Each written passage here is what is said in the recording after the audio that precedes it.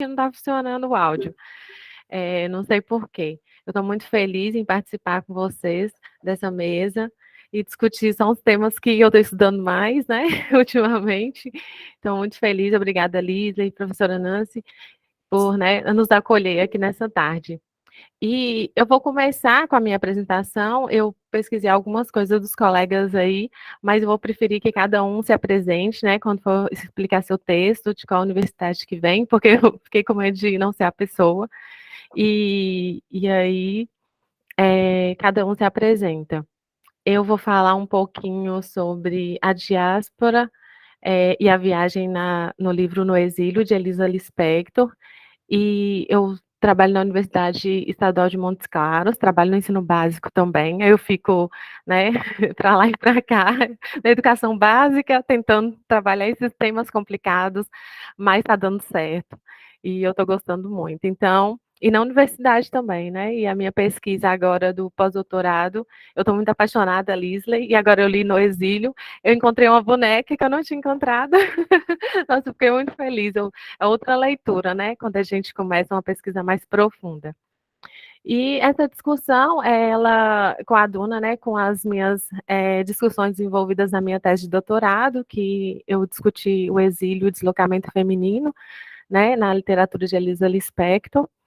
E nesse livro, especificamente, ele é o segundo livro, né, da Elisa, publicado em 1948, né, onde a Elisa vai registrar as questões da memória, né? E a difícil travessia da família de Lispector da Ucrânia para o Brasil. Então são narrados os detalhes do sofrimento, né, que ela passou enquanto criança, a perseguição aos judeus, as dificuldades de adaptação com a nova terra, os rituais religiosos e o amor à leitura, que são as questões que eu coloquei no meu texto agora. A diáspora é um conceito emblemático. A cena bíblica do Velho Testamento, em que Moisés guia o povo escolhido até a terra prometida, é uma narrativa sempre resgatada, pois representa a crença na libertação e fuga dos oprimidos. Na história mundial, a Bíblia e da Bíblia, né, há muitos acontecimentos diaspóricos. Esses relatos vão sendo reconstruídos por diversos autores, seja no ficcional ou não. Em períodos coloniais ou na modernidade, o homem está sempre em busca de melhores condições de trabalho, melhores condições de vida em outros países. Assim, na narrativa, Elisa reconstrói, por meio da ficção, uma versão sobre o exílio judaico pós-guerra. A partir de acontecimentos que ela vivenciou como descendente judia, apresenta sua condição diaspórica. Sua escrita não desempenha um papel meramente de ilustrações, e sim uma tentativa de cumprir a preservação de registro histórico e familiar. Não um registro puro e fiel, mas reconstruído, ressignificado. Os espaços traçados demonstram subjetividade individual e coletiva, o contexto sociocultural, a ambientação inventada e reinventada por meio de lembranças que parecem configurar o passado. Por meio da memória de Lisa, Elisa retoma algumas questões de sua experiência vivida na infância, levando o leitor a refletir sobre a guerra, sobre a necessidade de pertencimento. A escrita é uma forma de manter ativa as lembranças dos sobreviventes e eternizados para que não sejam esquecidas as barbáries cometidas contra o povo. A escritora tenta cumprir seu compromisso existencial como judia errante. Segundo Amos Oz e Fanny Oz, o judaísmo é uma religião do livro. A palavra escrita, falada, recitada e citada é a chave da continuidade judaica. Há uma prática cotidiana em que envolve horas de leitura, escrita e estudo. As tradições orais poderiam não ser suficientes, por essa razão é preciso ler livros. Desde cedo, as crianças são ensinadas a entender que precisam atuar como transmissores da memória nacional. Há algo singular na criatividade voltada para o passado dessas multidões de literatos judeus, seus registros cumulativos e sua capacidade de continuar falando e fazendo sentido uns aos outros ao longo de vários períodos de tempo, atravessando língua e culturas. Em No Exílio, a narradora discorre sobre a tradição literária. Não se falava em negócios no sábado, pois era dia de encontrar com os amigos, os mais velhos, para discutir textos da lei, entremeando a discussão com a sentida nostalgia pelo distante da terra de Israel, que eles não conheciam e lamentavam o exílio. E os mais novos conversavam sobre literatura e literatura judaica. No romance, há um forte quadro documental, pois a perseguição aos judeus teve caráter histórico e social. É relatado os dias de aflição, de desespero, o saldo negativo da guerra. Por exemplo, a Revolução de 1917, a qual houve fadiga, exaustão, campos abandonados, estradas obstruídas, quebranto de forças e esperanças sumidas. E por toda parte uma dolorosa fome de pão e sossego. Fome para saciar as ânsias do corpo, sossego e esquecimento para apagar as amarguras da alma. A guerra continuava a devorar homens que iam para a morte sem nenhuma razão. Sob o olhar de Lisa, nos deparamos com os pogroms, saqueando multidões, destruindo casas e matando os judeus. Eu cito um trecho do livro. Pela manhã, os judeus saíam em suas casas para sepultar os mortos e chorar os vivos. Ficavam depois falando da dolorosa sofreguidão, contando casos, tecendo comentários. E ora faziam-nos em surdina, com palavras veladas, ora com crueza e paixão, numa sequência quase interminável.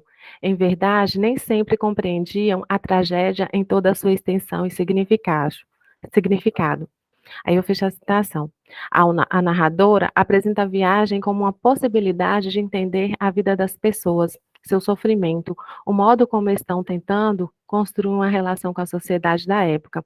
Por meio do olhar do estrangeiro, é retomado o vilarejo, a paisagem da travessia, horas de contemplação, distanciada, captando as novidades, o fascínio por uma nova realidade, e hora sombria, triste, sem esperanças. O registro da tradição cultural transmite uma relação entre a ideia e a busca pelo local de pertencimento. A paisagem registrada é uma lembrança do passado cultural nos dias de inverno rigoroso, quando o vento futigava as vidraças, a tempestade da neve aos poucos encorajando a sair. A natureza, durante a viagem, apresenta tom de melancolia, ora com contornos sombrios. A caravana investia na noite profunda e imensa. Não havia luar e as trevas pareciam ter a densidade do breu. Ora com contornos de exuberância. Todas as manhãs o orvalho cai sobre a terra, todos os dias o sol nasce, as folhas se renovam, as folhas vicejam, os frutos amadurecem. E tudo isso ocorre à margem das leis dos homens, apesar da maldade dos homens. Então, a tentativa de reconstrução da vida daqueles que foram obrigados a se deslocar do seu lugar de origem é sempre traumática. Jamais se sentiram pertencentes à nova terra. A tristeza e o profundo sofrimento os acompanhariam até o fim de suas vidas. Havia a expectativa de um recomeço, de reorganização, porém estavam fadados ao desarraigamento. A viagem para o Brasil significava a esperança de dias melhores, de melhores condições de vida. A narradora do romance em análise descreve a chegada da família em Maceió como dias melhores, pois trouxeram pausa nas agruras e preocupações dos imigrantes. Apresenta a terra brasileira como uma terra seca, vermelha, incandescente, com noites claras de lua cheia. Entretanto, era preciso não se enganar com as aparências, porque a vida ainda continuava árdua. A abastança que viram ali era fruto do árduo e penoso trabalho, com economia e muita perseverança.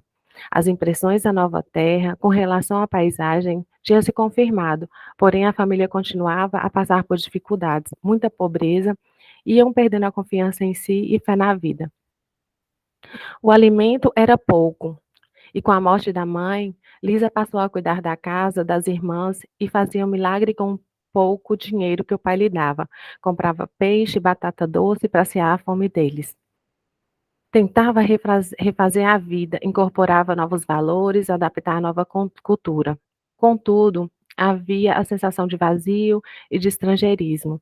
Já não se sentia pertencente nem à cultura judaica, por vezes divulgada pelo pai, nem à cultura brasileira. No colégio, sofria, pois as relações de amizade com as crianças de sua idade não era possível.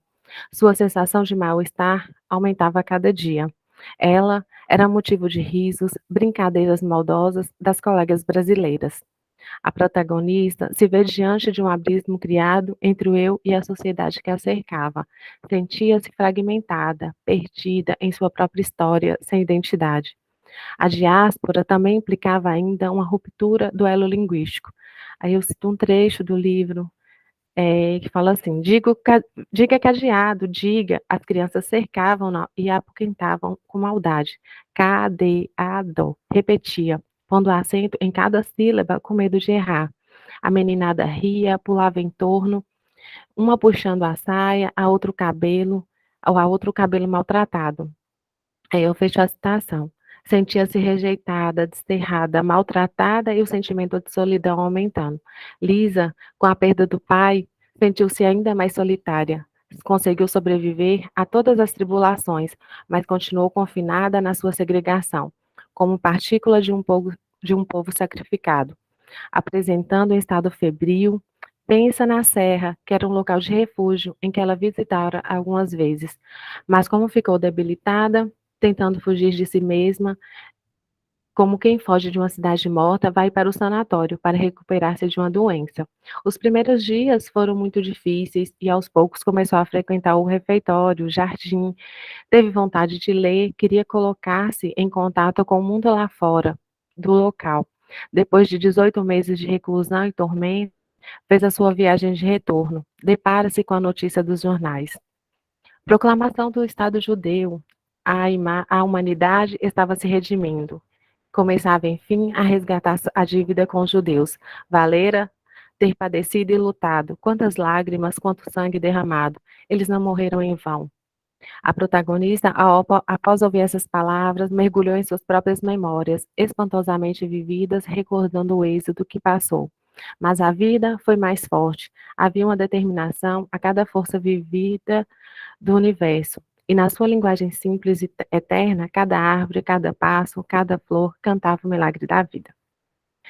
E é isso, gente. Muito obrigada pela atenção. Eu fico super emocionada quando eu leio. Obrigada. Ai, esses trechos são muito dolorosos para mim. Quando a gente vai lendo, a gente vai ficando meio emocionada. Agora, nós vamos passar a palavra para a Leila, que a gente vai fazer a discussão depois, né? Para a Leila Borges Dias, ela vai falar A Escrita Silenciosa, Palavra e Silêncio em um Sopro de Vida e Pulsações, que é o meu livro preferido, tá, Leila, de Clarice, que eu sou apaixonada. Bom, boa tarde, eu agradeço a oportunidade de estar aqui compartilhando com vocês tanto conhecimento, tanta beleza, né? E fico muito feliz por estar aqui. Meu nome é Leila Borges, eu sou da Universidade Federal de Goiás, Regional Goiânia. E vou ler, não vou apresentar slides, né? Eu vou ler meu texto. E eu, dessa vez, vou ser rigorosa com o tempo. O título, A Escrita Silenciosa, Palavra e Silêncio em um Sopro de Vida, de Clarice Lispector. O presente trabalho analisa como se processa a escrita do livro Um Sopro de Vida em sua relação com o silêncio e a palavra. A abordagem em questão lida com a especificidade da análise de uma obra literária, mas também com a perspectiva de que a construção ficcional, no caso, sofreu influência da forma como a tradição judaica se relaciona com o texto. A memória pessoal da escritora, eivada de vivência proveniente de sua origem familiar de judeus ucranianos, é então percebida como matéria-prima constitutiva de sua narrativa. Edgar César Nolasco, em Nas Entrelinhas da Escritura, reflete sobre a confecção da escrita de Clarice ao seguir pelo caminho de ler, nas entrelinhas, outros textos da autora, de maneira a investigar seu processo de criação, assim como as marcas de sua autoria pessoal.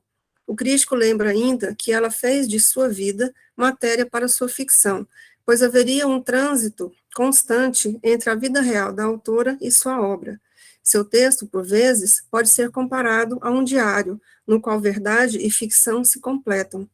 Nesse movimento, o eu do escritor se dispersa e se dissemina em sua escritura. Para Nolasco, a vida do autor acaba se extravasando para a obra, não só devido às experiências suas vividas, mas devido ao seu desejo por escrever.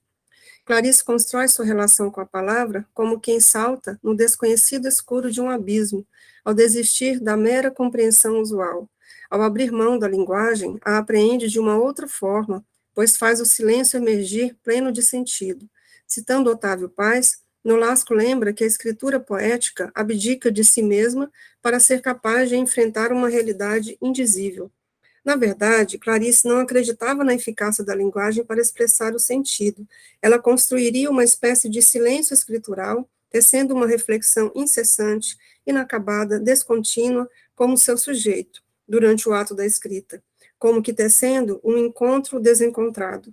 Sua narrativa faz com que seus personagens se tornem autores que dialogam entre si e com sua autora, que dialoga consigo e com seu leitor imaginário por sua prática escritural. Essa escritura da não-memória, proposta por Nolasco, revela um componente essencial do romance moderno, mas, ao mesmo tempo, transpõe um liame entre a ficção e o vivido, ao construir uma memória que, de fato, não existiu, mas que poderia ter existido. Haveria um processo de escrever, lembrar, inventar, um ato de lembrar, pela ficção, que se vale de uma memória que não se tem e que põe-se a imaginar imagens que representam um mundo construído sob efeitos do real. Sua escrita seria o resultado da combinação entre as memórias de tudo que escreveu e de tudo que leu, numa mescla de memória textual, escritural e vivida, pois seu material de trabalho envolvia também sua experiência sensorial, capaz de reviver o vivido, transformado por sua imaginação poética, e que tecia um fluxo narrativo na vida dos personagens, à semelhança do que ela mesma vivenciou e sentiu. Uma coisa não se aparta da outra. Não se trata apenas da memória como processo de escrever, de ficcionalizar, mas de trazer para seu texto a maneira como se colocava e se situava no mundo real. A autora, segundo outra obra de Nolasco, Restos de Ficção, teria vivido, devido à tradição judaica, em um translugar, e dessa maneira podemos tomar sua escrita como um correlato dessa visão nômade, errante e clandestina, por apresentar-se num processo de transmigração auto-intertextual, deslocando todas as ideias de começo ou fim. Para Nolasco, a escrita é assim o lugar de Clarice, é o seu retrato entre aspas, pois é uma escrita em diáspora. Desde criança, a autora inventava histórias coladas de outras histórias e mesclava memórias suas, que se tornavam também histórias inventadas. Tudo virava texto e adquiria novo sentido por detrás de palavras que ornavam novas imagens construídas e reconstruídas a cada nova leitura. Ele constata, por fim, a validade de se valorizar vida e obra na mesma proporção, pois estas passariam por um filtro de complementaridade recíproca, mesmo que de forma fluida e escassa. Clarice estaria, portanto, aquém da vida e além da ficção. Olga Borelli, assistente e amiga de Clarice, relata em seu livro Clarice Lispector, Esboço para um Possível Retrato, dados que muito nos interessam. Um deles é a forma com que ela lidava com as palavras, pois isso interferia na sua forma de ver o mundo, mesmo consciente da eficácia reduzida das mesmas. Segundo Borelli, seu itinerário espiritual é seu texto, testemunhando o tipo de sentimento que ela guardava em si pela escrita que tecia. Destaca que a palavra seria o sustento existencial da autora. Da mesma forma, sua relação com o silêncio também foi registrada. Quando eu fico sem nenhuma palavra no pensamento e sem imagem visual interna, eu chamo isso de meditar. O silêncio é tal que nem o pensamento pensa. Essa relação com a palavra, com o silêncio e com o texto, ela carregou por toda a vida e era o que lhe conferia sentido e a afastava da morte. A autora buscava esse apaziguamento de suspensão do tempo, da angústia e do sofrimento a todo momento. Isso é demonstrado em sua escrita. Abaixo seguem trechos selecionados em que se observa o trato com a palavra e o silêncio em um sopro de vida. Sou um escritor que tem medo da cilada das palavras. As palavras que digo escondem outras. Quais? Foi Deus que me inventou e em mim soprou, e eu virei um ser vivente. O que sinto não é traduzível, eu me expresso melhor pelo silêncio. As palavras de Ângela são antipalavras, vêm de um abstrato lugar nela onde não se pensa. Fui interrompida pelo silêncio da noite. O silêncio espaçoso me interrompe, me deixa o corpo num feixe de atenção intensa e muda. Fico à espreita do nada. O silêncio não é o vazio, é a plenitude. Quando digo pensar, refiro-me ao modo como sonho as palavras. Mas pensamento tem que ser um sentir. Eu agora sei pensar em nada. Não pensar significa o contato inexprimível com o nada. O nada é o começo de uma disponibilidade livre que Ângela chamaria de graça. Gosto de palavras. Desde criança, procuro o sopro da palavra que dá vida aos sussurros. Quando a gente fala com Deus, não deve usar palavras. Deus é uma palavra? Se for, eu estou cheio dele e me deslumbro. A morte é uma atitude bíblica, é a mais ínfima fração de um segundo. Pensar é tão imaterial que nem palavras tem. A literatura para Clarice representava a revelação do mundo e da humanidade para o leitor. Mas essa revelação não é o mundo ou a realidade em si, mas a sua obra, que tem um modo particular de desnudar a realidade. Era por meio de seus textos, de sua palavra, que ela vivia. Em um trecho das anotações da autora, Borelli registrou como Clarice percebia o pensamento. Pensar quer dizer sonhar palavras, mas meu pensamento tem que ser um sentir. O vazio e o não pensar é o melhor estado mental para que as imagens se façam. Entendi o pensamento como uma coisa volátil, etérea, e a palavra, sua representação concreta, mas também fugidia e efêmera em seu poder de produzir sentido. Segundo Olga, na verdade, o texto é que escrevia sobre Clarice, pois a definia. Interessante e reveladora a frase da autora sobre o sentido, a respiração e as palavras, pois para ela tudo isso se reduzia a um sopro. O sentido me vem através da respiração. Assim como a vida, escrever era um mistério que sempre se renovava, surpreendia e desconcertava, lhe levando novamente para o início da caminhada, a exemplo da exegese existente na tradição dos textos sagrados. Para Clarice, cada palavra materializa o espírito. Todas as palavras que digo é por esconder em outras. Sinto que existe uma palavra que não pode e não deve ser pronunciada. O que não sei dizer é mais importante do que o que eu digo. Borelli encerra seu livro relatando que o mais significativo e essencial para Clarice era seu texto, escrito com P maiúsculo. Segundo Dani Canaan, em A Escuta de Clarice Lispector, uma experiência mística acompanharia toda a sua obra, assim como o foi em sua vida. Canaan parte do princípio de uma escuta de sua escritura, tentando aprender seu processo de subjetivação. O crítico observa os aspectos biográficos da autora ao perceber que ela absorve o que projeta no texto literário, assim como reflete no mesmo sua vivência. Observa também sua busca pelo indizível e a especificidade de sua relação com a palavra, ao crer que essas modificam a realidade, tamanho seu poder sobre o leitor e sobre o próprio autor. Ela buscava atingir o ponto nevrálgico da palavra numa entrega a uma linguagem afetiva e sensível. Para ela, o narrar liberta e dá sentido, mesmo que um sentido provisório. Ela compara a sua escrita à Bíblia, pois passível de inúmeras interpretações. O que retoma a discussão de Nolasco, em que a narrativa dela se entrecruzava com o próprio autor, personagem de Um Sopro de Vida, seu último livro, publicado póstumamente. Que me perdoem os fiéis do templo. Eu escrevo e assim me livro de mim e posso então descansar. E na última página do livro, diz o autor personagem, quanto a mim, também me distancio de mim. Se a voz de Deus se manifesta no silêncio, eu também me calo silencioso. Adeus. Clarice realiza a busca de si mesma por meio de suas obras. A língua portuguesa e a vida advinda de seu texto descortinam seu mundo interior. Berta Waldman, em A Paixão segundo Clarice Lispector, lembra que, para a escritora, o acontecimento maior foi certamente o texto. Nele e a partir dele, é possível levantar não os seus dias, mas o seu modo de viver os dias e de morrer. Aí é ela quem socializa sua intimidade, oferecendo aos leitores coordenadas de sua vida pessoal, pois pelos textos ela se revelaria.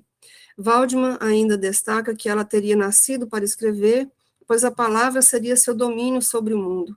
Em outra análise sua, A Retórica do Silêncio, aponta a tentativa frustrada e incansável da autora em buscar o que ainda não foi dito, por meio de palavras sempre parciais, é verdade, mas que revelariam esse sentido último da vida, da morte, dos mistérios e vicissitudes que apaziguariam a angústia incessante do indivíduo moderno numa semelhante fonte de vida e plenitude que sacia a alma, como nas palavras das Sagradas Escrituras.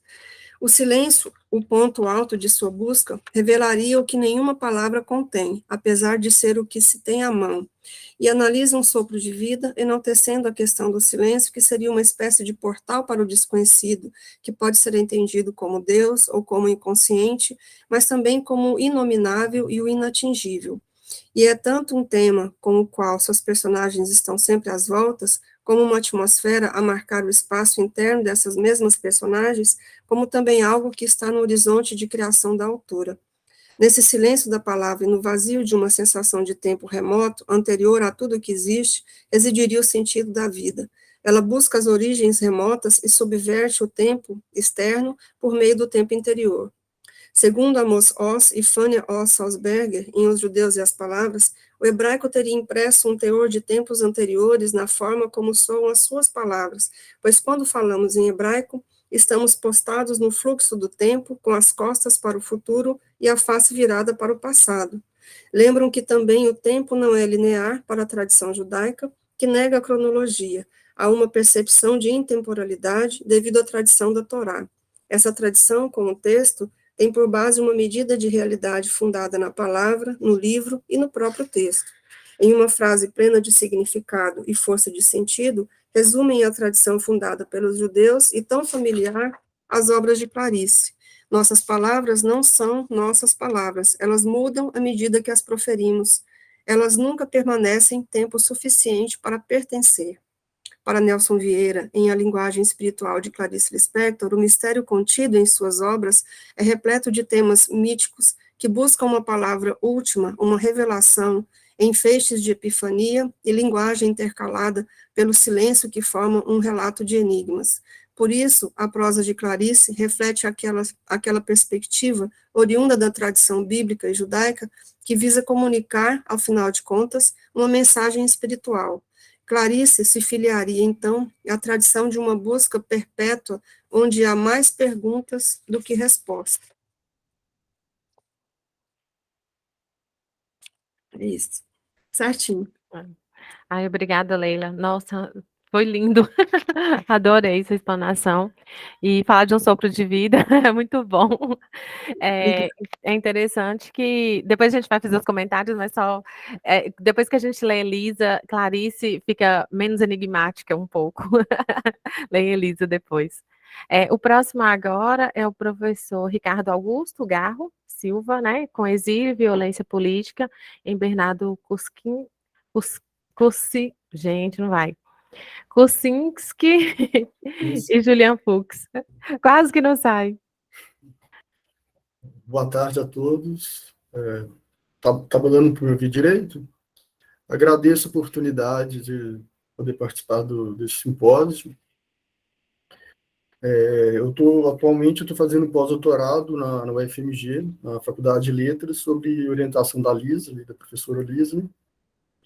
E o texto que eu vou ler aqui é uma espécie de costela dessa minha pesquisa. Tá? Tem como título Exílio e Violência Política, de Bernardo Kuczynski e Julian Fuchs.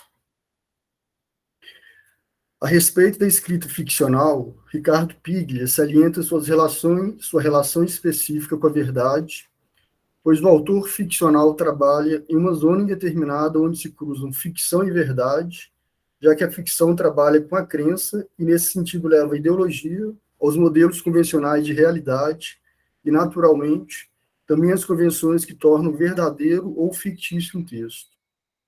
A partir dessa proposição de Piglia, os modelos autoficcionais de narração de escritores como Bernardo Kuczynski e Julian Fuchs, ambos de descendência judaica, ao incluírem e negociarem a subjetividade de sujeitos a fatos ancorados no real, se torna um meio privilegiado de se acessar a história de países como Brasil e Argentina por meio do questionamento e da reflexão a respeito de acontecimentos políticos. Um dos pontos temáticos que une os autores, a partir dessa condensação entre subjetividade e história, é o que se refere às consequências do exílio imposto aos personagens centrais dos romances K, Relato de uma Busca, e A Resistência. Ambos problematizam ditaduras na América do Sul e suas interlocuções com a história, a memória e a violência de Estado. por intermédio de estruturas formais em que elementos de investigação e de deslocamentos identitários e geográficos constituem o cerne do jogo narrativo. Os autores, ao empreender um discurso que age como resgate de um passado histórico e, ao mesmo tempo, desvelamento de estruturas políticas violentas, utilizam elementos de resistência ligados à tradição cultural para subverterem verdades estabelecidas. Dessa forma, os autores encontram na figuração de identidades forjadas no exílio os meios de embate político que se constituem como tentativa de deciframento de fatos obscuros da história, tanto individuais quanto coletivos.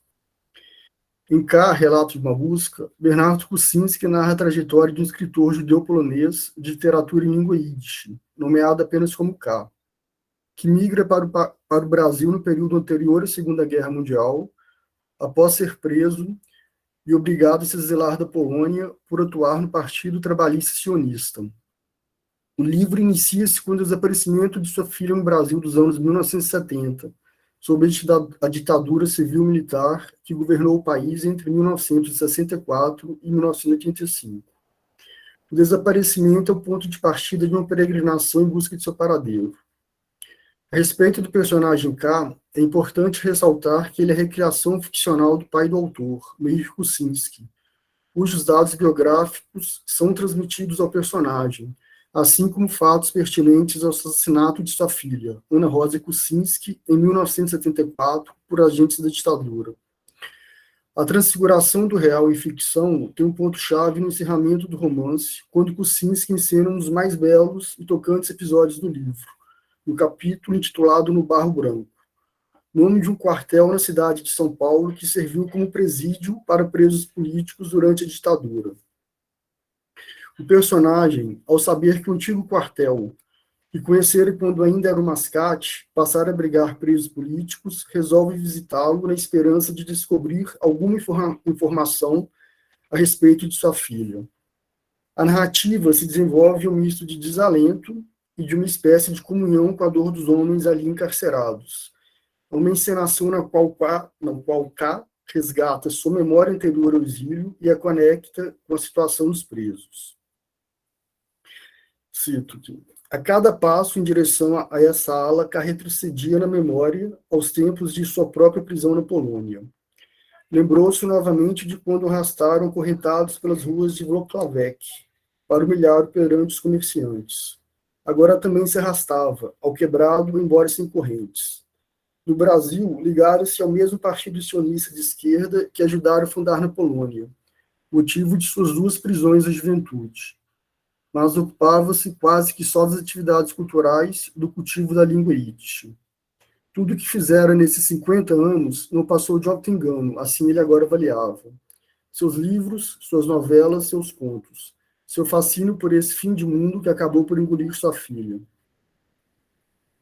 Traços identitários da personagem são expostos a partir de uma encenação em que se reforça, via língua Yiddish, as marcas de um exílio forçado, salientado tanto pela expulsão da Polônia, por sua militância política, como pela impossibilidade de um retorno à terra natal, devido à destruição da cultura judaica do leste da Europa, imposta pelo massacre efetuado pela Alemanha nazista. Além do desengano com o presente, existe uma retomada de sua trajetória política e pessoal. Assim, a visita ao quartel do Barro Branco o transporta no tempo, quando da sua própria prisão. Os presos já o esperavam, todos homens e a maioria jovens. Estavam bem vestidos e barbeados, mas K adivinhou pela dureza dos semblantes que estavam encarcerados há muito tempo. Conhecia esse olhar, que não se confunde com nenhum outro. Era o seu olhar de 50 anos atrás. Armaram uma roda de cadeiras. K sentou-se à frente, depositou no piso a sacola e começou logo a contar a história que já havia repetido tantas vezes. Mas era como se contasse pela primeira vez. Fitava um preso, depois outro. Tropeçava nas palavras. No meio da fala saíam palavras do Yiddish. Sentia de volta o sotaque dos primeiros dias de Brasil. O desespero de K é salientado com a volta à língua materna, ao sotaque de estrangeiro que se torna mais carregado que o habitual, como se, diante daqueles que de alguma forma o ligavam à sua filha, por serem companheiros de luta e escolha política, nos quais também se reconhecia pelo seu passado de preso político, pudesse se livrar da personalidade cultivada em tantos anos de Brasil e voltar ao que fora na juventude.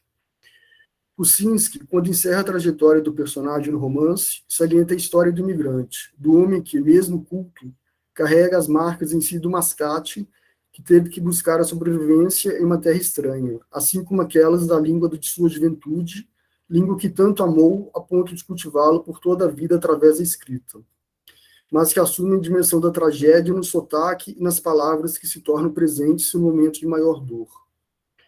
Na figuração final de K, poeticamente, seus traços constitutivos são expressos, e a língua se torna, tanto em relação ao sotaque, mais carregado que o habitual, quanto às palavras em Yiddish, o elemento que metaforicamente expressa e condensa a vida do personagem, e que, mesmo se reconhecendo entre aqueles que o cercam em seu último momento, continuará a ser o imigrante e terá na língua cadáver, forma pela qual Kuczynski se refere ao Yiddish no romance, marca maior de estranhamento e alinhamento.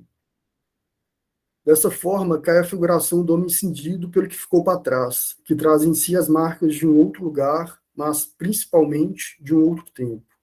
O passado se fazendo presente em hábitos não abandonados, um sotaque na língua prendida na vida adulta. Julie Kristeva, em Estrangeiros para Nós Mesmos, fala de um desacerto identitário no qual a língua se torna símbolo. Não falar a língua materna, habitar sonoridades e lógicas cortadas da memória noturna do corpo, do sono agridoce da infância. Trazer em si, como um jazigo secreto ou como uma criança deficiente, benquice inútil, essa linguagem de outrora, que murcha sem jamais abandoná-lo. Já o romance A Resistência, de Julian Fuchs, apresenta um narrador que expõe a tensa relação que tem com o irmão, adotado pelos seus pais pouco antes do exílio por motivos políticos da Argentina para o Brasil, país onde, algum tempo depois, nasce o narrador. Elementos autoficcionais também permeiam este romance, pois o autor, nascido no Brasil, é filho de pais argentinos que se exilaram no país durante a ditadura militar, que foi responsável por alguns dos mais brutais episódios de violência da história da América Latina, entre os anos de 1976 e 83, e que, assim como o narrador do romance, possui um irmão adotado naquele país. A trama põe em curso a busca que o narrador faz por Buenos Aires, cidade de origem de seus pais, a fim de descobrir as origens de seu irmão, o órfão dentre tantos, mas que, pela conjuntura histórica, assume contornos sombrios. Muitos dos filhos de prisioneiros políticos desaparecidos da Argentina foram dados em adoção, sem que se soubesse a origem de seus pais. Em alguns casos, entregues até mesmo a famílias de militares ou de colaboradores do regime, por vezes as mesmas pessoas responsáveis por fazer desaparecer seus pais. Não é o caso do irmão do narrador, adotado por 2 psicanalistas dissidentes, perseguidos e exilados no Brasil. Situação exposta pelo narrador a partir da perspectiva da derrota política e pela busca da sobrevivência.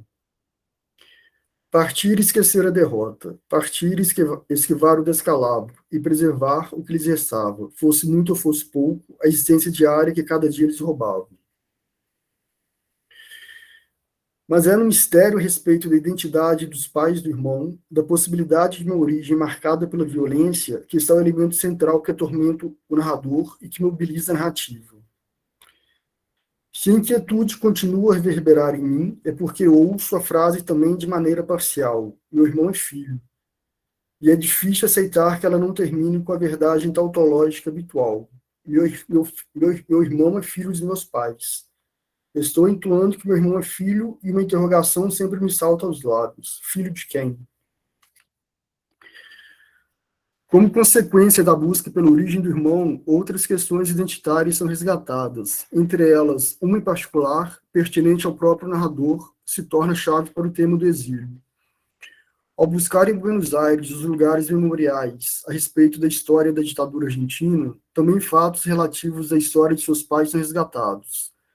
Se o narrador percorre lugares públicos que foram marcos de resistência, como a Praça de Maio, ele também visita a antiga casa dos pais, destrincha sua história familiar, sua genealogia, resgata a história dos avós paternos e a migração da Europa para a Argentina, tendo como pano de fundo o antissemitismo da primeira metade do século XX. Ao se incluir em sua linhagem fatos como o exílio familiar, o movimento de um país a outro, tornam-se sua própria marca constitutiva, via uma memória herdada ou, o que se convencionou chamar, pós-memória, utilizando o termo empregado por Marianne Hirsch. Ao narrador, surge então o questionamento que desloca a narrativa da busca de origem do irmão para a busca de sua própria origem. Pode um exílio ser herdado? A memória de uma vida que não houve, mas que poderia ter existido caso a violência política não tivesse adquirido a forma que tomou. A perspectiva irrecuperável de uma outra vida possível na Argentina, caso o exílio não tivesse sido imposto a seus pais, torna-se então um espectro que dolorosamente atinge o narrador e transforma em demanda o que antes se colocava como sendo do irmão. Sou eu e não ele que desejo encontrar um sentido. Sou eu que desejo redimir minha própria imobilidade. Sou eu que quero voltar a pertencer ao lugar a que nunca pertenci. Nesse ponto, a narrativa se desloca do tema da adoção de uma criança em direção ao tema da migração e da adoção de um novo país, de uma nova cultura. Se os pais são aqueles obrigados a se exilarem, ao narrador só resta a perspectiva de uma herança feita pelos vazios e lacunas herdadas deste exílio. Nas obras de Kuczynski e Fuchs, o tema do exílio adquire contornos distintos em sua figuração, entre a memória de um e a memória herdada de outro. Mas ao recorrerem a eventos históricos que influem e definem as vivências de seus personagens, assim como as suas marcas distintivas de tradição cultural, os autores se conectam em uma busca por uma verdade histórica que surge desses elementos e que reforçam a ideia de Ricardo Piglia de que, para o escritor, a memória é a tradição. Assim, nesses autores, da relação com a tradição e a memória individual, o texto ficcional, via investigação e tentativa de desvelamento de fatos históricos, atua no espaço entre a criação e a verdade, entre o que foi a construção do que poderia ter sido, entre o desejo e a realidade imposta pela violência, da qual o exílio surge com símbolos possíveis. Obrigado.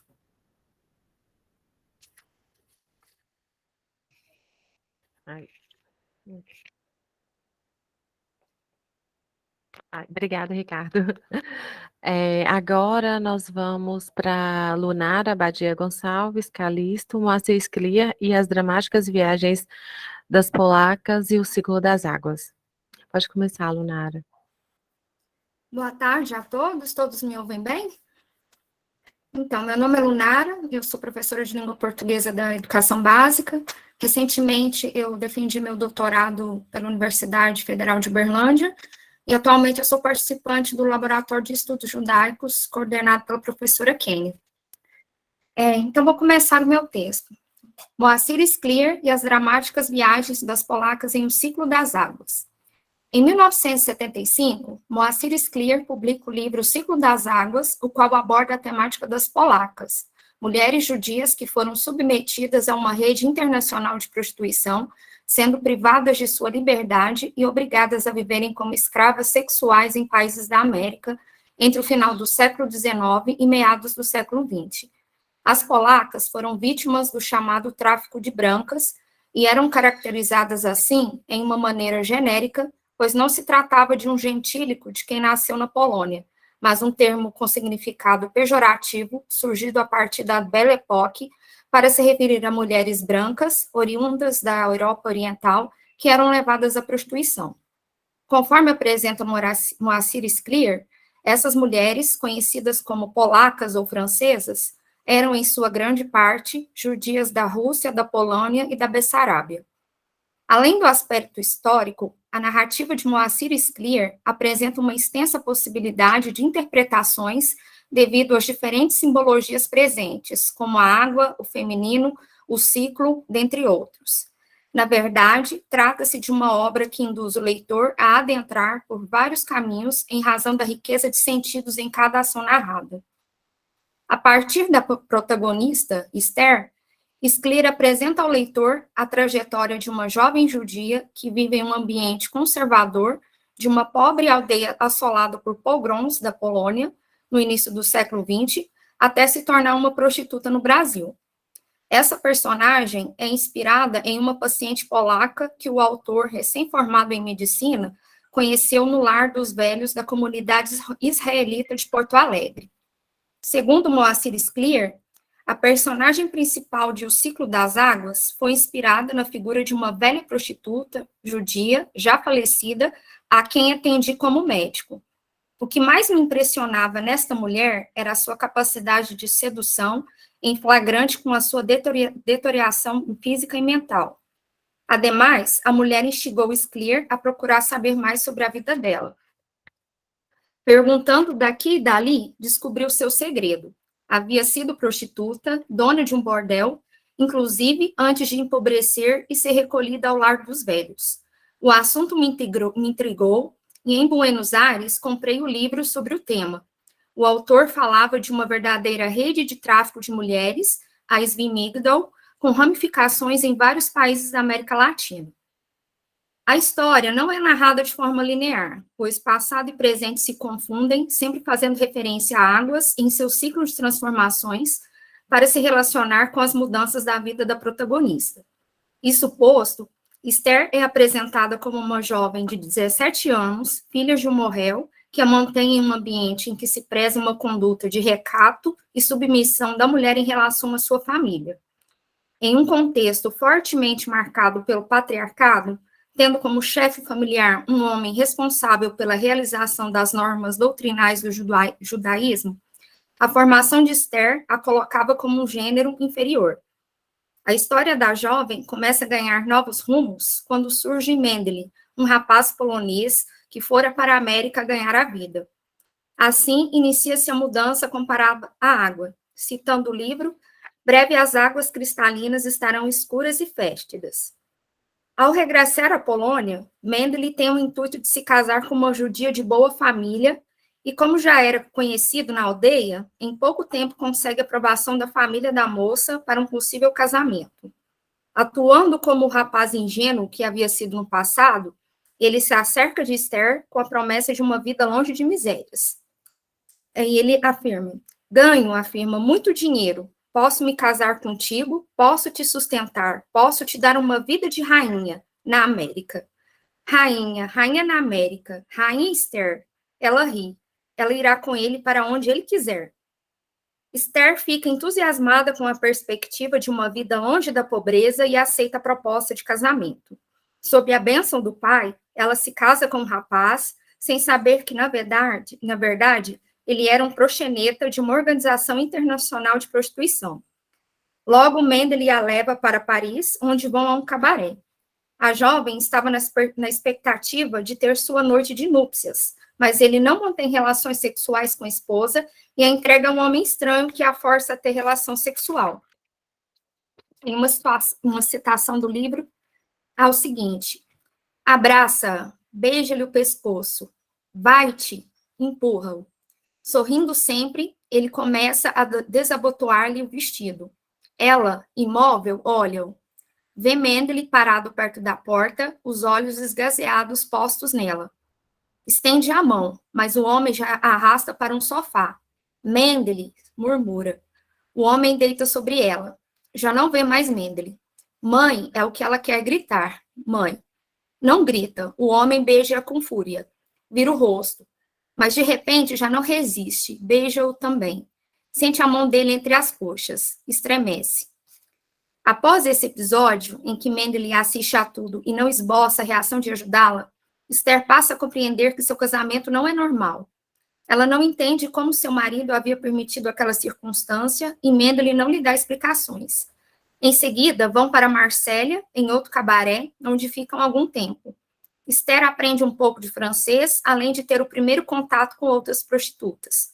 Com a frieza do marido, Esther muda de atitude também. De mulher submissa, começa a se sobrepor, demonstrando altivez e sensualidade em seus modos. Quando Mendele avisa que iriam viajar para a América, ele tenta dar uma explicação sobre os fatos, mas Esther já se manifesta de outra maneira. Ele diz, quis explicar o motivo da viagem, mas Esther interrompeu com um gesto. Não queria saber mais nada. Tinha se transformado naqueles poucos dias. Sua voz se tornara baixa e rouca. No navio, andava pelo deck de cabeça erguida, arrogante, desafiadora, sorrindo para os homens. Não permitiu que Mendel ficasse com ela no mesmo camarote. Nunca se sabe, querido, disse, piscando o olho. Como forma de tentar atingir o marido por tê-la colocado na prostituição, Esther começa a exercer acentuadamente a sedução. Logo acontece que na viagem rumo à América, Mendel morre de pneumonia no navio. Ela acaba tendo relações sexuais com o médico que o atendera. E esse fato é importante para a narrativa porque é quando ela se abre sem reservas para viver a sua sexualidade. As relações vividas com o médico afloram a busca pelo prazer. As sensações sentidas fazem com que ela não tenha mais melindres em relação à própria sexualidade. Entretanto, quando o navio aporta em Buenos Aires, Esther é obrigada a ficar no bordel de Laser, o chefe da organização criminosa de tráfico sexual na América do Sul. Essas circunstâncias eram comuns a mulheres judias pobres que entravam no mercado da prostituição, conforme cito agora o Moacir Scliar. Judias pobres da Europa Oriental deixavam suas aldeias atraídas pelas promessas de um casamento no Novo Mundo. Eram levadas a Paris, iniciadas no sexo, e depois apresentadas aos ricos fazendeiros da Argentina, do Uruguai e do Rio Grande do Sul como francesas, o que lhes dava um charme especial. Em pouco tempo, o bordel de Buenos Aires é denunciado e todos vão para Porto Alegre. No novo prostíbulo, Esther demonstra ser mais sedutora e segura de si. Como o papel de prostituta é imposto, quando Esther o assume, ela se torna a mulher mais desejada e a melhor prostituta do bordel. Esther, bela, alegre, bem vestida, a mais querida do bordel. Estabelecida como prostituta, Esther também muda as suas características físicas para atender ao estereótipo esperado de uma polaca. Aí no livro tem essa citação. Eles aqui gostam de mulheres gordas, fortes, de coxas grossas. Ordenou-lhe que se fornisse. Esther obedeceu sem nenhuma mágoa. Comia churrasco de res gorda com muita farinha de mandioca, comia salada de batata com bastante pão, tomava cerveja. Arrematava com uma caixa de doces de Pelotas e ficava a se palitar, satisfeita. O busto, o traseiro arredondavam-se, apetitosos. Pintava-se muito também. Usava pó de arroz coti, um batom bem escarlate, sombras negras ao redor dos olhos. O cabelo, antes castanho, estava oxigenado e frisado.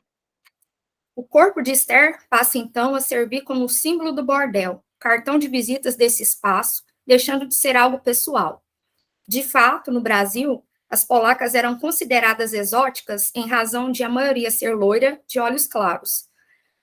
Pode-se salientar que elas representavam uma substituição branca para as prostitutas negras do Baixo Meretrício, atendendo clientes menos endinheirados, como operários e marinheiros.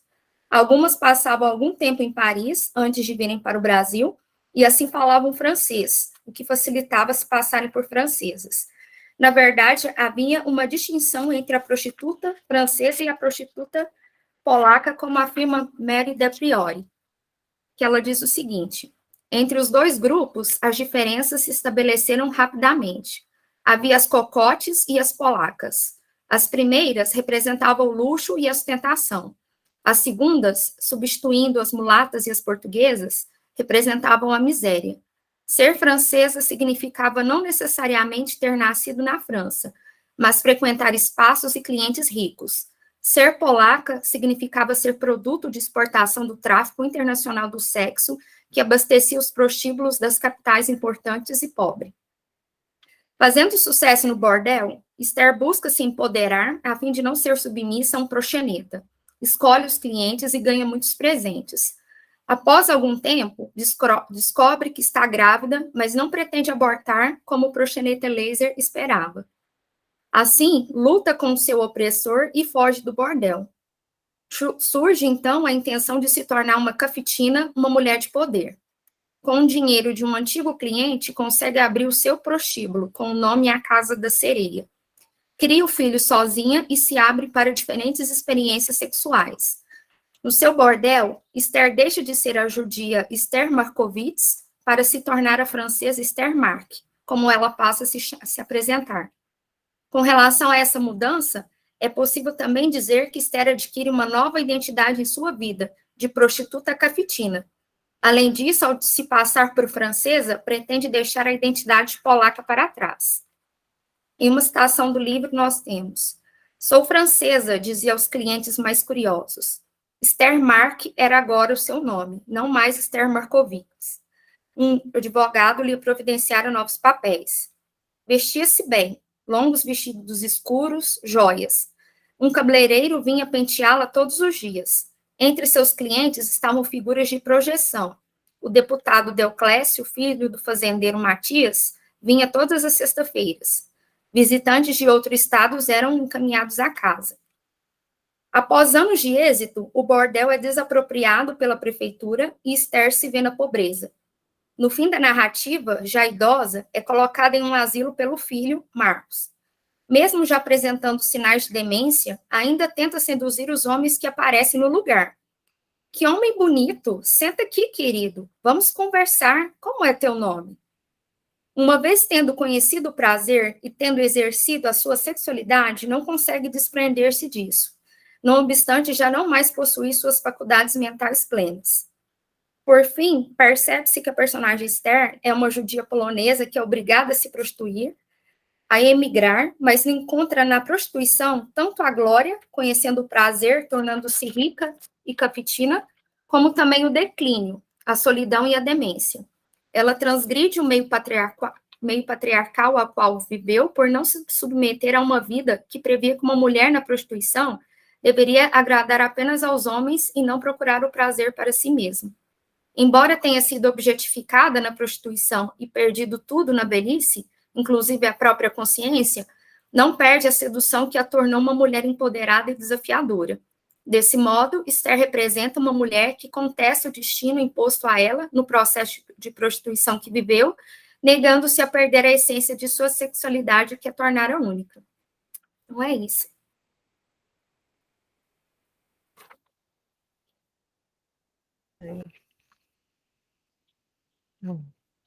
Obrigada, Lunara. E, Lisley, vai dar tempo, né, de Célia falar um pouquinho? Célia, você está aí? Sim. Pode começar. Muito obrigada pela oportunidade. Eu sou professora da Rede Municipal de Educação daqui de Uberlândia, também faço parte do Laboratório de Estudos Judaicos, e o texto que eu vou ler é parte de um capítulo da minha tese de doutorado, que eu defendi na Universidade Federal de Uberlândia, sob orientação da professora Kênia.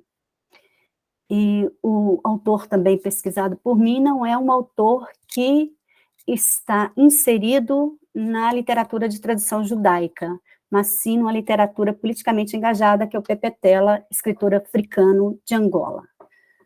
O título da minha comunicação é Simão de Oliveira, um judeu padre em diáspora na África do século XIX e na ficção de Pepe Tela. Autor consagrado na literatura africana e presente no cenário brasileiro como uma representação cultural e literária significativa da África, Arthur Carlos Maurício Pestana dos Santos começa a figurar como objeto de estudos no Brasil a partir dos anos de 1990. O escritor lutou pelo movimento popular pela libertação de Angola, o MPLA, quando o país se encontrava sob o jugo português. Ao longo de sua carreira literária, ele buscou traduzir para as letras as batalhas que travou na guerra pela libertação de Angola, fundando sua narrativa no âmbito da metaficção historiográfica. Em sua missão de resgate do passado, Pepe Tela valoriza a alma nacional sem deixar de expor, ora, a submissão, ora, a resistência das lideranças locais frente à ocupação europeia. Com uma escrita singular, recheada de ironias, metáforas, símbolos, mitos, criatividade e humor, como também de uma inventiva cadeia de personagens resgatados da história oficial ou de seu mundo ficcional em diálogo com outros textos, o escritor vai compondo uma realidade bastante intrigante e questionadora. Por exemplo, a presença de personagens judeus tem destaque de forma peculiar em alguns de seus romances, sendo também um tema pouco explorado pelos estudiosos de suas obras. Tais personagens se encontram especialmente nos romances, cujos registros se ancoram na historiografia oficial, de tal modo que a discussão sobre a diáspora judaica também é uma constante. Nessas narrativas, o cruzamento de elementos da cultura hebraica se faz presente. Assim, memória, história e narrativa estão também em discussão na prefiguração dos temas e personagens que se movimentam em terras africanas, especialmente nas obras histórico-ficcionais. Constata-se aqui o caráter político e enunciativo do escritor, pois ao colocar personagens judeus em diáspora no mundo africano, Pepetela marca o registro dos hebreus na África, às vezes fugindo dos inquisidores lusos, outras vezes em busca de uma terra abrigada, na expectativa de se encontrar um espaço livre onde pudessem viver sua fé, sua cultura, sua identidade. Para o pesquisador Bernardo Sorge, o conceito de diáspora ficou esquecido ao longo do século XX por estar associado à análise que delimitava o espaço das sociedades modernas ao Estado nacional. Porém, ao se observar que as instituições reprimidas pelo paradigma do Estado nacional emergiram a partir dos novos processos de globalização, o fenômeno é retomado como objeto de investigação científica, sendo então elaborado como um fenômeno social em plena expansão. Segundo Sorge, nos dias atuais, praticamente toda imigração tende a se autorrepresentar como uma diáspora, o que leva as ciências sociais a denominar as antigas comunidades de imigrantes de etnias desterritorializadas. Em tempos contemporâneos, a diáspora está ligada ao maciço movimento de populações em várias partes do mundo, aos conflitos étnicos, aos sistemas tecnológicos de comunicação e de transporte, às questões ambientais, aos avanços do crime organizado e, especialmente, à crise do Estado-nação. Isso se dá porque este Estado não consegue resolver sozinho os problemas transnacionais nem as crises internas que enfrenta. Bernardo Sorge aponta ainda o sucesso da diáspora judaica e seu apoio ao Estado de Israel como um dos elementos de prestígio que traz à baila as discussões sobre o tema. Ele menciona que Dubois, o líder negro dos Estados Unidos e fundador do pan-africanismo, chamava atenção para a forma como o movimento sionista tinha logrado êxito, sendo assim, inspiração para os negros da América do Norte. Se o movimento negro, iniciado por Dubois, tinha como espelho a diáspora judaica, esta, por assim dizer, construiu uma identidade a partir da relação tempo-espaço em determinadas condições sociais, históricas e culturais. Moacir Scliar, escritor e ensaísta brasileiro, afirma em Judaísmo, Dispersão e Unidade que das areias do deserto emergiu o monoteísmo. Da necessidade de coesão grupal surgiu o código de ética mosaica. Ele afirma ainda que o templo aparece como a resposta religiosa à necessidade de união e que o cristianismo e as seitas messiânicas correspondem às expectativas apocalípticas de um povo subjugado e em intenso conflito interno. Ou seja, as condições que levaram a união e a identidade do povo hebreu em constante movimento ao redor do globo terrestre fizeram-se matriz para os povos em diáspora no mundo contemporâneo. Pepetela, entretanto, ao optar pelo registro ficcional ancorado na história, escreve nos tempos atuais com menção ao mundo pré-colonial de uma Angola a fazer-se nação. Dos 3 romances onde identifiquei personagens judeus, apenas um é contextualizado nos tempos contemporâneos. Trata-se de A Geração da Utopia, publicada em 1992, cujo representante hebreu em diáspora é Sara, uma jovem estudante de medicina em Lisboa, que saíra de Loango e acabara se envolvendo na guerra pela libertação de Angola ao tornar-se membro do movimento popular denominado MPLA. As lembranças e rememorações da personagem sempre remetem às suas matrizes hebraicas. As demais obras com representantes judeus são A Gloriosa Família, O Tempo dos Flamengos, publicado em 1999, e A Sul, O Sombreiro, de 2012. Israel Pinheiro e Manuel Pereira habitam o mundo ficcional de A Gloriosa Família. O primeiro tem a família perseguida em Évora, levando todos os membros a se instalarem em Flandres. Lá, recebem um convite para irem para o Brasil e se estabelecerem com engenhos de açúcar. Passados alguns anos em Pernambuco, Israel Pinheiro, trazendo no corpo a marca da movência, ouve falar das possibilidades de conquistas financeiras em Angola e para lá embarca. Instala-se como comerciante de bebidas à beira-rio em Luanda e vai se dando bem. Entretanto, torna-se alvo de perseguição do governador português Francisco de Sotomayor e é queimado na fogueira da Inquisição como simbolismo para que os habitantes locais e os degradados políticos em solo africano se fizessem obedientes às ordens da autoridade lusa. O segundo personagem do romance, Manuel Pereira, está sempre atento aos discursos dos colonialistas portugueses, como também às perseguições aos cristãos novos e judeus. E dessa forma, embrenha-se pelo mato, coloquei entre aspas, isto é, está cada vez mais adentra pelo interior angolano, a fim de fugir de possíveis inquisidores. O terceiro livro, onde se encontra a presença de judeus, é Açu, o Sombreiro. Nesse romance, há um emblemático sacerdote de ascendência judaica. Trata-se do primeiro narrador que inaugura o texto narrativo. É característica de Pepetela ceder voz aos personagens de sua narrativa para que eles contem suas histórias. O sacerdote Simão de Oliveira retrata um profundo ódio ao governante português Manuel Cerveira Pereira, que se mostra um perseguidor tenaz de judeus em terras africanas. Simão de Oliveira é padre da ordem franciscana, vigário de Benguela e cristão novo. Sua presença é reveladora da diáspora judaica. Nascido em Lisboa, aprendeu a lutar pela sobrevivência desde pequeno, como também a fugir dos perseguidores judeus. Parecia levar uma vida desregrada, até que o pai resolvera colocá-lo em um seminário católico. Isso ocorre porque ser judeu na Europa do século XVII era correr perigo, e o narrador afirma que ele corria riscos, passo a citar a parte do romance, por causa da origem familiar e do fanatismo dos reis de Espanha, convencidos de serem o último reduto de defesa do cristianismo. Logo, esconder-se em um seminário foi a estratégia encontrada pelo pai para mantê-lo vivo. Tornado padre, o narrador embarca para a África e, em suas conjecturas, revela: sou sacerdote, de rito católico. A vida perigosa me fez assim, talvez não de coração, mas de judeu. Entretanto, nestes pesados tempos dos bons reis Filipes de Espanha, quem quer ser judeu? Quem pode ser judeu? A perseguição ao padre cristão novo é revelada de forma esparsa no romance. O próprio governador, quando tem a palavra concedida pelo autor implícito, conjectura-se: mesmo um fidalgo tem de engolir as tripas com este nojo de gente. Um deles é o vigário de Luanda.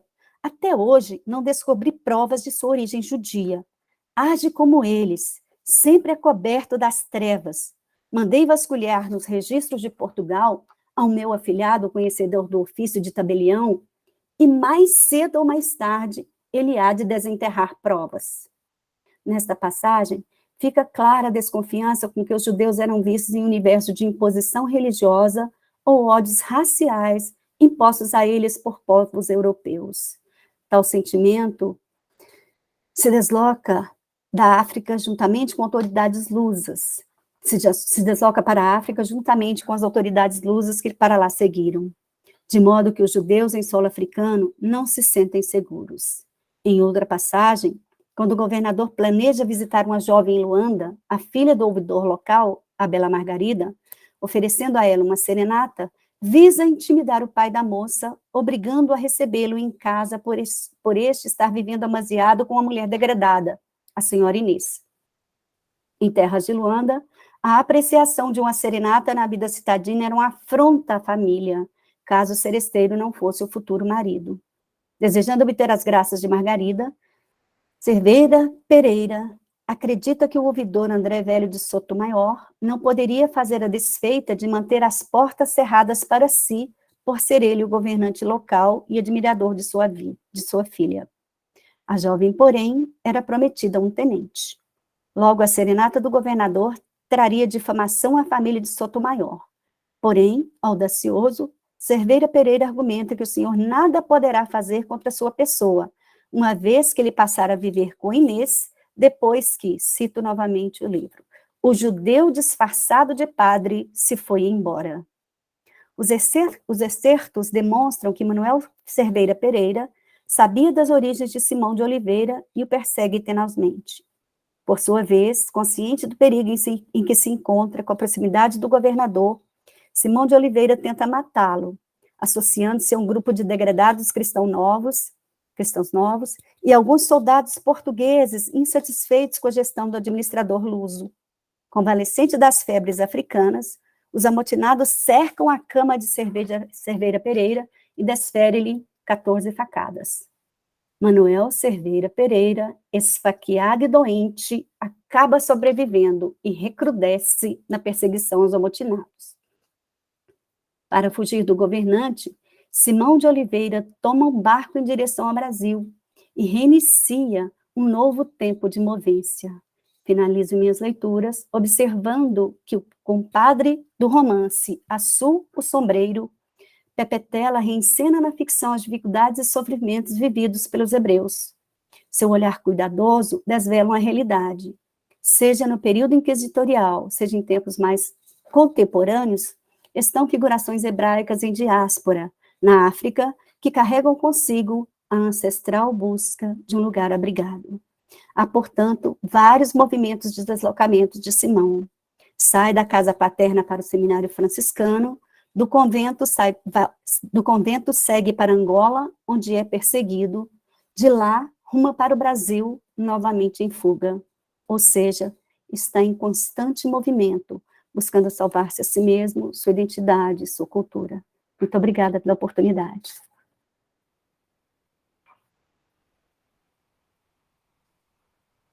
Ai, obrigada, Célia. Vamos abrir agora para os debates, né, Elisley, que é a parte melhor, né, professora Nancy? É a parte que a gente mais gosta de falar dos trabalhos, receber as pontuações. Alguém tem alguma pergunta? Pode falar, então, Elisley. Pode começar aí. Como de praxe, eu gosto de falar um pouco sobre a mesa e elogiar a todos a apresentação e dar algumas dicas, né? Sabe que os professores velhinhos têm as dicas para dar para os novinhos, né? Ô, Patrícia, você sempre, para mim, você tem um mérito incrível de trazer o texto da Elisa Lispector, que é quase ofuscada, ela é ofuscada pela Clarice radiosa e brilhante e tudo mais, né? Queria que você tomasse cuidado com o termo judia errante, porque o termo judeu errante é um termo criado nas cruzadas, antissemita e tal. Então, quando fazer tem que vir muito entre aspas, não é? E não pega bem essa ideia de judia errante, porque acaba que nós mimetizamos essa linguagem, nós temos que ter cuidado com isso, né? Mesmo caso, falar do muçulmano, o muçulmano lá. Então, no Primo Levi, então ele explica o que é o muçulmano, né? Mas nós não podemos assumir essa linguagem, chamar de muçulmano, sem estar entre aspas. Né? Então, cuidado com esse termo judeu errante. Tanto na sua fala, como na fala da Leila, eu percebo essa questão da autoficção, não é? E me chama atenção em algumas frases, alguma construção de vocês, querendo explicar o misticismo da Clarice de forma religiosa, né? Ou da Clarice, ou da Elisa, etc, etc. E eu senti falta do pulo do gato. O pulo do gato, para vocês que trabalham com uma escritora tão mística, entre aspas, é a linguagem. Né? Então, a Leila citou belamente a nossa amiga querida Berta Waldman, né? Então, mesmo a questão do silêncio, da religiosidade, do misticismo, é uma busca pela linguagem. Então, essa busca não termina em Deus, mas termina na linguagem, como ela fez a referência, né, das palavras. Então, a autoficção presente nas duas, em alguma medida, na Elisa, não é à toa que a personagem chama Lisa, sem o E. Né? Então, quando sai esse então você tem ali uma autoficção, uma história mesclada, invenção, etc, etc. E no caso, então, da Leila, eu acho que tem que ter um pouco de cuidado, Leila, com isso, porque senão quem te escuta, eu sei que você sabe muito bem disso, mas quem te escuta tem uma ideia de que é uma ligação direta e tem uma mística escrevendo. Não é verdade. Nós temos alguém que está fazendo literatura. Né? Então, essa ideia de que o poeta, de aquele que faz literatura, né? O poeta é um fingidor, então nós não podemos cair nessa teia, né? Essa teia de aranha que é a Clarice e que outros escritores lançam sobre nós, leitores, de que eles estão atrás de Deus. Né? Então ela diz, se Deus existe, ele é palavra. Então ela está atrás de palavra, não está atrás de Deus. Então tem que ter muito cuidado, que esse é um misticismo literário, entendeu? Então, essa busca, esse indizível, esse silêncio, tudo isso que você marcou tem que apontar para o texto literário, não para Deus. Senão nós estaremos aqui falando de uma mística, uma Santa Teresa d'Ávila, uma coisa assim, uma busca de uma religiosa, etc, etc. Que não é o caso. Né?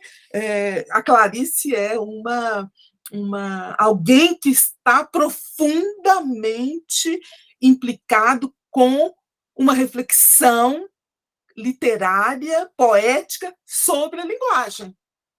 Né? Então, para nunca, senão é a forma de você dizer, né? Para não cair em busca de Deus. Né? Então, tem um escritor em busca de Deus, está em busca da linguagem. Né? Então, você fala um pouco, uma questão que eu achei bonito, que talvez você podia explorar depois, Leila, que é essas entrelinhas judaicas, porque tem umas questões não explícitas, né? Na Clarice. Então, essas entrelinhas judaicas seria interessante você mostrar, demonstrar e etc. A outra coisa que eu anotei aqui enquanto você falava é a questão da musicalidade, o silêncio, né? Se você é leitora lá do Humberto Eco, então ele vai falar que tem esses silêncios e acaba criando esse ritmo do texto. O silêncio é tão importante quanto as palavras, porque se não tiver espaço vazio, não há palavras. Né? É o jogo de xadrez da linguagem. Então, é o silêncio e a voz. Né? Então, eu acho interessante isso, também acho que essa musicalidade entre o silêncio e a voz dá um outro texto para você maravilhoso, né? E aí eu quero também falar sobre o título do livro da Clarice. Eu não sou clariciana, sou uma leitora, mas não sou uma leitora devota, como vocês são, né? Então, mas também não sou devota do Guimarães Rosa, nem nada. Então, às vezes, eu me nego a ser devota dos escritores, porque eles sempre estão me passando a perna, que eles não são padres, eles não são rabinos, ele é um rabino falsificado, no sentido do plágio da religiosidade, né? E esse um sopro de vida tem que pensar um pouquinho, né? Lá no Gênesis, o que é o sopro de vida? É o sopro divino que se sopra naquele boneco de terra ali, de argila, que é o homem. Agora, o que se está soprando vida aqui é no texto literário. Então, esse Adão primordial, no texto da Clarice, é o texto literário. Então, não pode passar correndo nessa referência bíblica aí, não. Né? Então, se há esse... Não para confirmar uma religiosidade, mas mostrar como ela vai no texto literário e tira uma metáfora para a literatura, para a ficção. Então, o sopro de vida, lá no Gênesis, na Bíblia, no texto religioso sagrado, é Deus que sopra a vida. Mas no texto literário, quem é que é o Deus? É o escritor. Uhum. Né? Então, eu acho que também tem outro texto lindo para você escrever aí, né? E não é uma mensagem espiritual. A hora que você falou mensagem espiritual, eu quase tive um circo-circo aqui. Então, é uma mensagem ficcional, literária, da literatura, de elevação da literatura a uma questão que poderia ser mística, mítica, religiosa, etc. Né? Então, para você pensar se é mensagem espiritual mesmo, acho que não. E se você usar esse termo, tem que vir muito entre aspas e explicando, né? Então, essa busca pela linguagem. Então, nós temos o cabalista que busca o mistério, o misticismo do texto. E nós temos o escritor que busca, como cabalista, esse mistério do texto literário, da linguagem, da palavra. E a Clarice foi uma maga, né, uma bruxa em relação a isso, né? Nem sempre no sentido judaico do termo, né? Vocês sabem, ela foi chamada para uma convenção de bruxas e tal. Então, sim, essa é uma anedota real, né, da Clarice que vale a pena lembrar, né?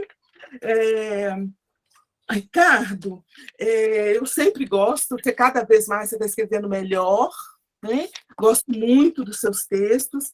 Queria te dar uma sugestão, que é a literatura do cárcere, e você agregar um outro autor aí importante nessa tradição que você está construindo aí, dessa literatura do cárcere e da ditadura, que é o Memórias do Cárcere do Graciliano. Então, você tem que ler de joelhos, tá? Porque tem a ver com a sua preocupação e dedicação. E o texto da Maria José de Queiroz, a literatura do cárcere. Tá? E se eu ainda não te dei, eu tenho um aqui para você. Tá? Então, você pensar nessa família literária do cárcere, da escrita do cárcere, se demorar um pouco nessas referências à literatura no cárcere, né, que é isso que faz a Maria José de Queiroz. Então, eu acho que você pode ter um trabalho. Isso mesmo, Felipe, esse mesmo. Né? Lunara, para você também eu tenho algumas sugestões. Também Maria José de Queiroz, ela é uma autora minha de cabeceira, ela tem esse livro, né? Os Males da Ausência ou a Literatura do Exílio, é um livro bem fininho, de 700 e poucas páginas, mas são vários autores, não é para ler de uma vez. Mas tem um ensaio inicial que é Migrações e Emigrações, as Viagens, o Exílio. Eu acho que você podia dar uma olhada nesse texto. Esse é um texto, assim, se nós estávamos falando de religiosidade, é um texto bíblico para nós que trabalhamos com viagens, exílios, diásporas, etc. Começa lá na Bíblia e vai até, né, Segunda Guerra Mundial. Então, é um livro importante. Também, uma dica, talvez, para você, se você me permite, fugir um pouco do resumo do livro e dar um pulo do gato. Como o escritor construiu o texto. Teve uma hora que você quase pegou e eu falei, agora ela vai falar, e você não falou. Que é a questão do que as águas têm a ver com o texto literário. Por que é ciclo? Por que são águas? Por que tem a história das prostitutas? Quem é Esther? Não é? O título da sua palestra, né, que tem a ver com viagens, você fala as cidades, mas não fala de viagem. Então, eu achei que você precisa eliminar e concentrar um pouco no que você propôs, são as viagens, e essa personagem, Esther, que vai migrando, né, da Europa para a França, para o Brasil e etc., como esses espaços vão como genialmente o Moacir Scliar vai fazendo com que esses espaços sejam mundos compartilhados de línguas, de etnias, de religiões, né? De, inclusive, essa estratégia de entrar e sair dos espaços da modernidade, né? E aí eu quero fazer referência a um texto que chama A Ficção Marrana, do Ricardo Foster, saiu pela editora da UFMG, é um livro fininho, um ensaio pequeno, em que ele vai dizer que a estratégia do judeu para sobreviver na pós-modernidade é todo ele ser marrano. O que significa? É uma metáfora. Né? Então, também acho que é um texto que vale a pena. E fuja dos resumos. E o que nós queremos? Nós já lemos o texto, ou não, ou tivemos notícia do texto, nós queremos ouvir a sua opinião sobre o texto literário. Né? Então, eu anotei aqui, fugir dos resumos, para falar com você. E pegar essa metáfora da água, a água, o rio, o mar de histórias, o rio, isso tudo tem a ver com texto literário. Então, eu queria muito que Viagem e Água fosse o seu pulo do gato, e acho que você pode fazer isso belamente, né? Que você demonstrou para mim com seu texto, a sua leitura, a sua pesquisa, como essas águas se transformam em histórias. E como ela atravessa os oceanos, né? Lá da Europa, vai para Paris, depois vem para o Brasil, como isso transforma esse sujeito, que é um sujeito que tem que ter uma ficção de vida. Né? E isso, você vai para o texto literário, o que o Scliar faz, como ele faz isso. Né? Então, acho que você teria que mostrar como o ciclo das águas é o ciclo do texto. Tá? Então, é só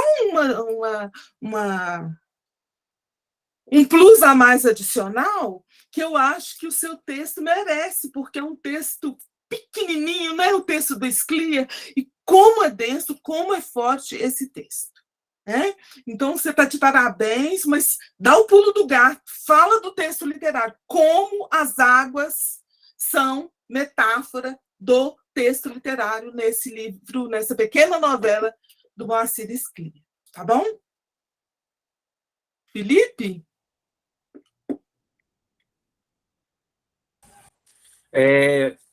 A Lisa até falou uma coisa que eu já ia falar, que é sobre o livro do Mares, da ausência, da Maria José. Esse livro está indicado na proposta do seminário, como, né, é uma das bibliografias. E aí eu acho que essa mesa, a começar do texto da Patrícia, eu acho que todos devem consultar esse livro, porque ela, inclusive, esse primeiro capítulo, ela coloca lá o que é imigração, ela explica a diferença, o que é, e vai lendo na literatura os mais diversos exemplos, né, Lisa, de exílio e tal. Mas também da Maria José, ó, Patrícia, que é um texto que pode ser interessante, talvez para uma comparação entre os dois, é sobre os rios que vão. Porque parece que a história é muito parecida. Eu não li essa história o texto da Elisa. Se eu li, eu não lembro, tem muito tempo. Sobre os rios que vão, mais ou menos, também é uma história de uma família que emigra para o Brasil, mas a diferença é que Sobre os Rios que Vão são duas pessoas que estão contando a história ao mesmo tempo, né? É o pai e o filho. O pai, que é um imigrante que veio da Bulgária, são judeus búlgaros, como a Lisa apontou aí, são sefarditas, e o filho toma a voz narrativa e continua a história, contando a história, e assim, tem vários pontos muito interessantes, só que é totalmente ficcional, diferente do livro da Elisa. Eu até acho que tem muitas coisas, porque o texto traz a vida do autor, né, de alguma forma, né? Ele filtra isso, ele aumenta, diminui, corta, então acho que tem também alguma coisa biográfica, mas ele é ficcional, então você pode fazer uma comparação, né, entre a ficcionalidade aqui da Maria José e essa parte mais biográfica do texto da Elisa, que pode ser bem interessante. Então, assim, a sugestão do livro da Maria José, do outro que a Elisa indicou, eu acho que é para todo mundo, né?